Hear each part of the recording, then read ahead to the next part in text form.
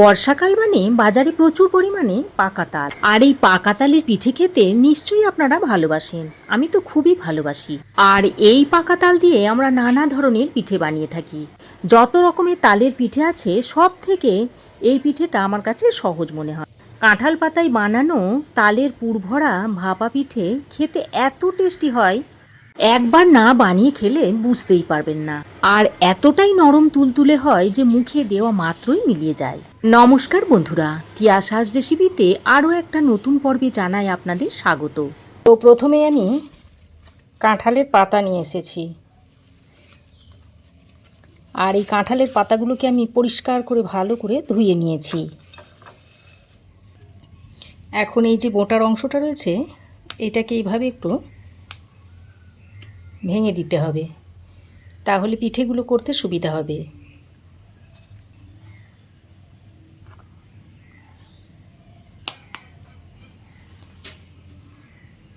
এখন আমি 1 কাপ তালের পাল্প এই কড়াইয়ের মধ্যে দিয়ে দিচ্ছি।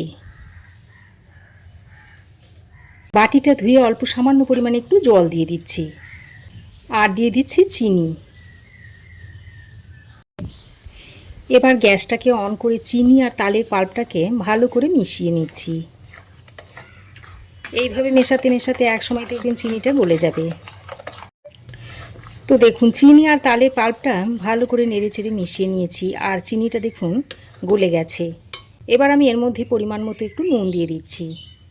নুনটা দিয়ে আবারও ভালো করে মিশিয়ে নিচ্ছি।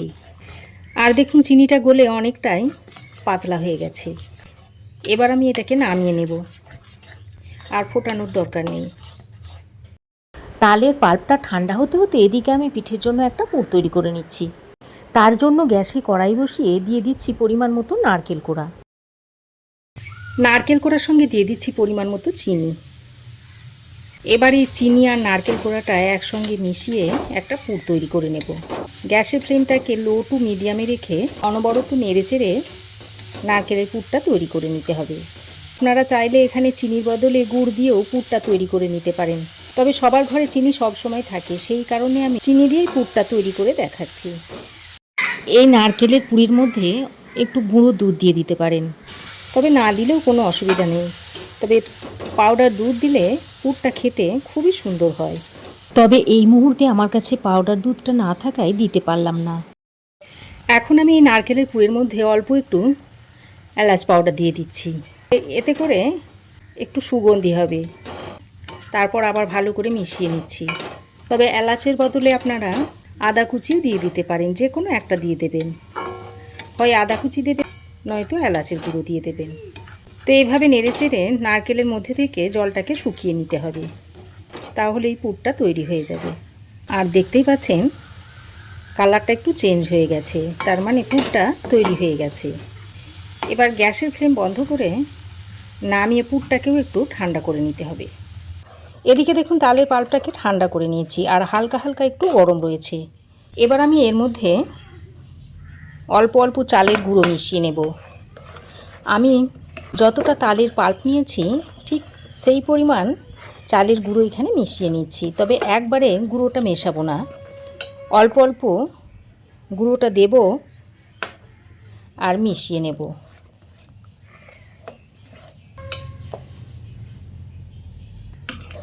আর খুব সুন্দর করে মিশিয়ে নেবেন, যেন একটু দলা পাখি না থাকে। এই চালের গুঁড়োটা হালকা একটু গরম থাকা অবস্থায় মিশিয়ে নিতে হবে। কিন্তু দেখুন চালের গুঁড়ো আর তালের পাল্পটা একসঙ্গে করে মিশিয়ে নিয়েছি। আর দেখতেই পাচ্ছেন বন্ধুরা আমি কতটা ঘন করে এটাকে তৈরি করে নিয়েছি। ঠিক এই রকম করে তৈরি করে নিতে হবে। এবার আমি এটাকে এক সাইডে রেখে দিচ্ছি।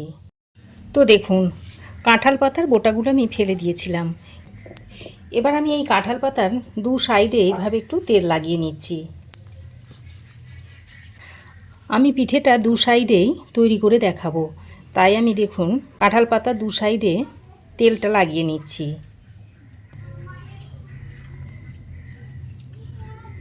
এবার এই তেল মাখানো একটা পাতা নিয়ে তারপর এই মিশ্রণটা নিয়ে এইভাবে কাঁঠাল পাতার গায়ে লাগিয়ে নিচ্ছি। আর দেখতেই পাচ্ছেন বন্ধুরা মিশ্রণটা আমি কতটা ঘন করে তৈরি করে নিয়েছি। ঠিক এরকম ঘন করে তৈরি করে নিতে হবে।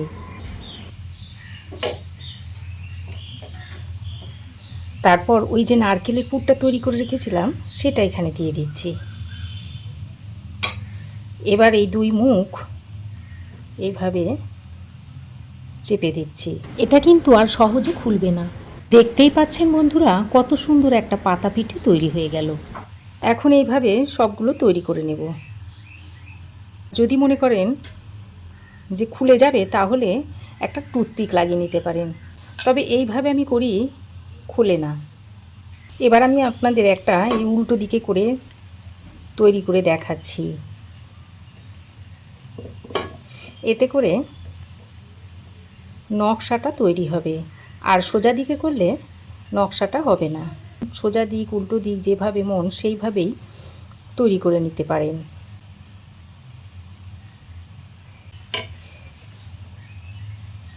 এই সাইডগুলো একটু সমান করে দিচ্ছি।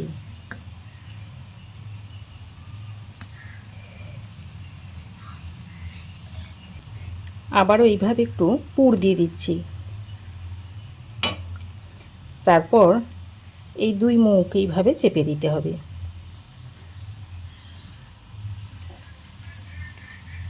দেখুন এরকম সোজা দিকে আমি একটা তৈরি করে নিয়েছি। এভাবে সবগুলোকে তৈরি করে নেব। আর এই রকম একটু আঠালো আঠালো করে তৈরি করে নিতে হবে।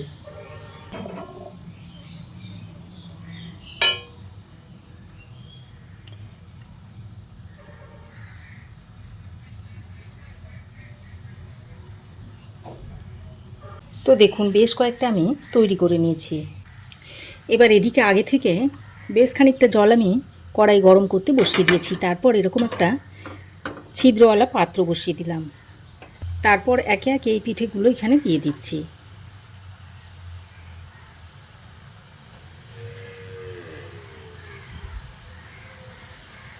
এই পিঠেগুলো তৈরি করতে খুব বেশি সময় লাগে না, মাত্র 5 মিনিটেই পিঠেগুলো তৈরি করে নিতে পারবেন। আর যে কেউ দেখলে এটা তৈরি করে নিতে পারবেন। যে কটা আমি তৈরি করেছিলাম সেগুলো সবই দিয়ে দিলাম। তারপর একটা ঢাকনা লাগিয়ে 5 মিনিট ভাপে বসিয়ে রেখে দেব। তো দেখুন ঢাকা দিয়ে 5 মিনিট আমি রেখে দিয়েছিলাম। আর দেখুন পিঠেগুলো তৈরি হয়ে গেছে। আর পাতার কালারটা দেখুন চেঞ্জ হয়ে গেছে, তার মানে পিঠেগুলো তৈরি হয়ে গেছে। এবার এই পিঠেগুলোকে নামিয়ে নিচ্ছি। তো দেখুন পিঠেগুলোকে আমি নামিয়ে নিয়েছি। এবার একটু ঠান্ডা করে পাতাগুলোকে খুলে নেব। তো দেখুন পিঠেগুলো হালকা একটু ঠান্ডা করে তারপরে এখন আমি পাতাগুলোকে খুলে নিচ্ছি। আর খুব বেশি গরম থাকা অবস্থায় খুলতে যাবেন না, তাহলে হাতে যেমন গরমও লাগবে তেমনি পিঠেটা ভেঙেও যেতে পারে। তাহলে বন্ধুরা দেখতেই পাচ্ছেন কত কম সময়ে মাত্র 5 মিনিটে কত সুন্দর একটা পাতা পিঠে তৈরি হয়ে গেল। খুবই নরম তুলতুলে আর মুখে দেওয়া মাত্রই মিলিয়ে যাবে। আপনারাও একবার এইভাবে তৈরি করে খেয়ে দেখুন, আর কেমন হয়েছে অবশ্যই একটা কমেন্ট করে জানান। তাহলে বন্ধুরা আমার এই আজকের কাঁঠাল পাতায় তৈরি তালের পিঠের রেসিপি আপনাদের কেমন লাগলো অবশ্যই একটা কমেন্ট করবেন।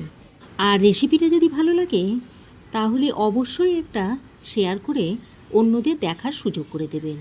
নিচে দেখবেন একটা হাই বাটন রয়েছে, সেটাকেও একটু প্রেস করে দেবেন। আজ তাহলে আসি, আবার দেখা হবে নতুন কোনো রেসিপি নিয়ে নেক্সট এপিসোডে।